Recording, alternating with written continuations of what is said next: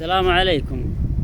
أحب أفهمك يا حبيب، الله يطول عمرك ويعطيك العافية، إن هذه البلد السودان إن جيناها سنة مجاعة وسنة هجرة، زمن هجرة ومجاعة، واحتوتنا واحتضنتنا وأكرمتنا وفتحت لنا قلوبها وبلادها ومراعيها لإبلنا وحلالنا ومواشينا، وعشنا فيها بأعز عيشة وأكرم عيشة وأطيب عيشة مع أهلها الطيبين.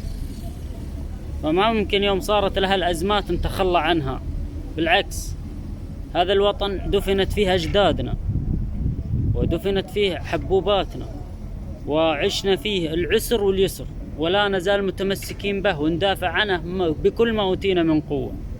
أقسم بالله نحبه وتراب ريحته يسوى عندنا الدنيا وما فيها. وإذا اغتربنا ورأينا يعني رموز كالخرطوم أو جبل كسلة إن نشتاق شوق، يعني يا الله نصبر أنفسنا من شدة الشوق لتراب هذا الوطن الحبيب اللي فيه مزارعنا وفيه أيام طفولتنا ترعرعنا فيه، وفيها أجدادنا أيامنا الحلوة.